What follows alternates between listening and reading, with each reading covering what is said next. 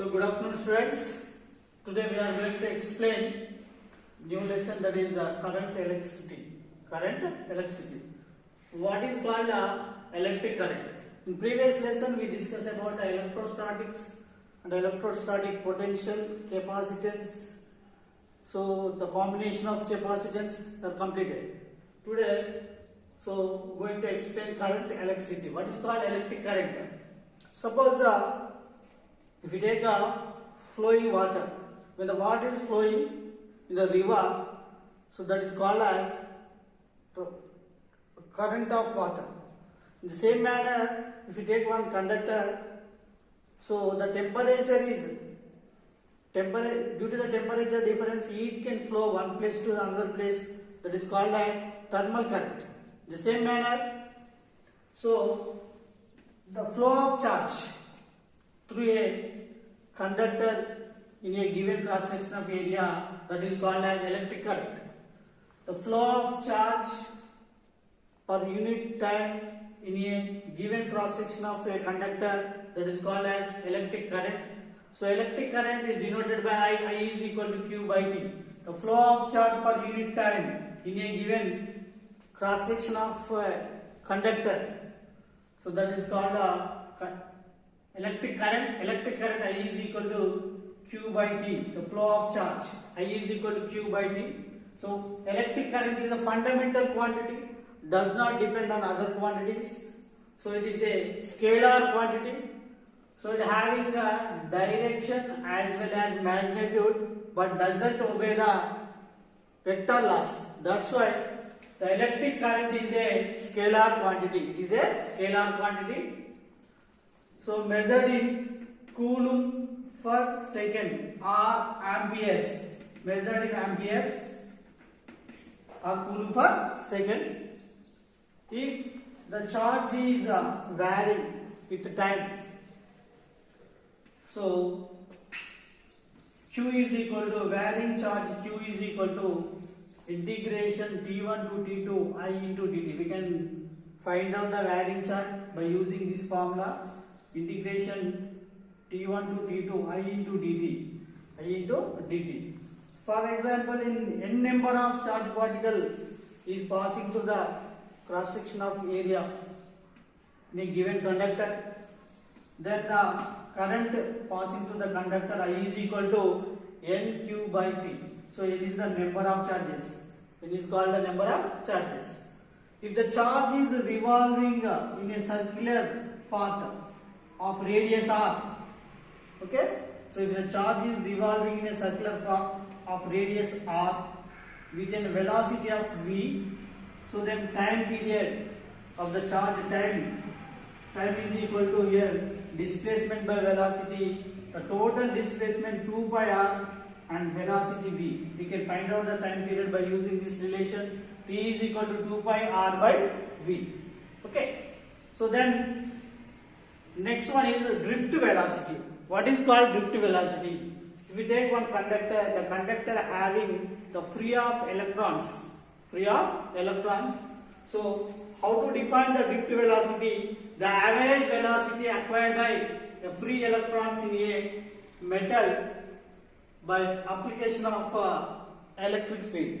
So let us take one conductor, the conductor having free of electrons, the average velocity of free of electrons in a metal by applying an electric field, that is called as drift velocity. So the velocity of the average velocity of free electrons in a metal by applying an electric field, that is called as drift velocity. So drift velocity denoted by Vd. Vd is equal to I by N into E. I by Ne. So and also J by A into Ne, where J is equal to current density. J is denoted by current density. So current density means it is a current per unit area. Current passing through a unit area, that is called current density. Current density denoted by J. So the drift velocity I is equal to Vd is equal to I by Ne, or I is equal to A into N E Vd, where A is the area of cross section, n is the number of charge particles, E is the charge of the charge particles or electrons, Vd is the average velocity, that means drift velocity. So the drift velocity denoted by Vd. Okay. So then, so one of the important one, that is called Ohm's law. What is called Ohm's law? Ohm's law. So let us take one conductor. Let us take one conductor.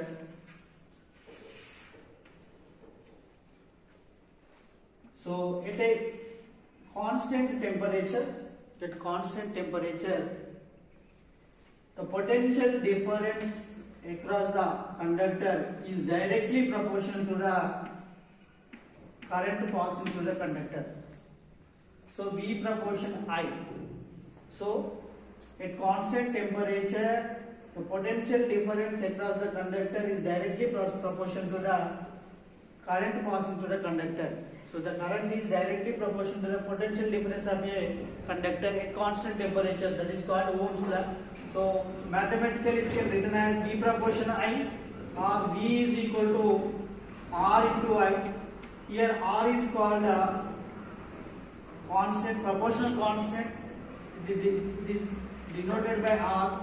Resistance, it is called as resistance. So R is equal to V by I. So R is the resistance of the conductor. The resistance of the conductor defined as the ratio of potential to the current passing through the conductor. That is called the ratio of potential to conductor current. V by I, the ratio of potential and the current passing through the conductor is called as the resistance, is denoted by R. R is equal to V by I.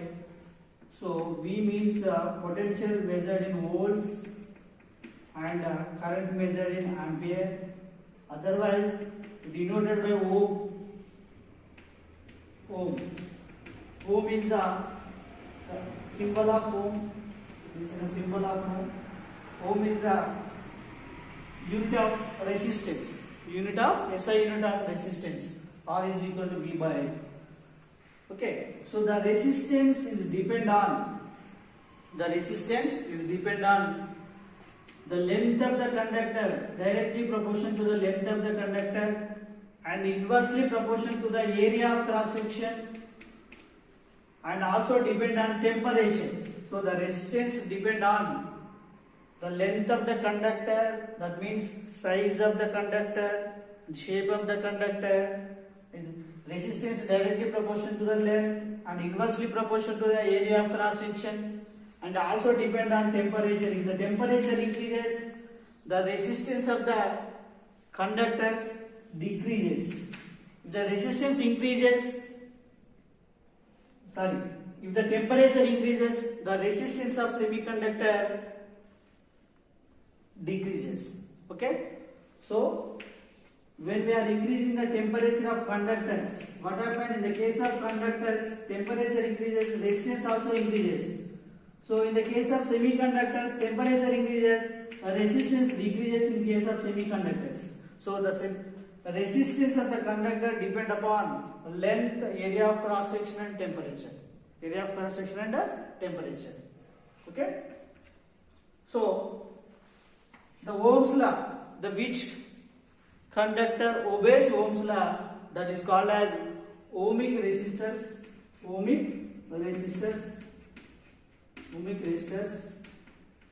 So which conductor obeys Ohm's law, that is called ohmic resistor or ohmic conductors.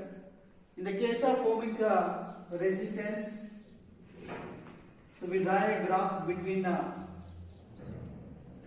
current and voltage. So voltage taken on y-axis and current is taken on x-axis. We draw a graph. The graph is passing to the origin. So voltage is directly proportional to the current. So in metals, all metals are ohmic resistors. All the metals obeys Ohm's law.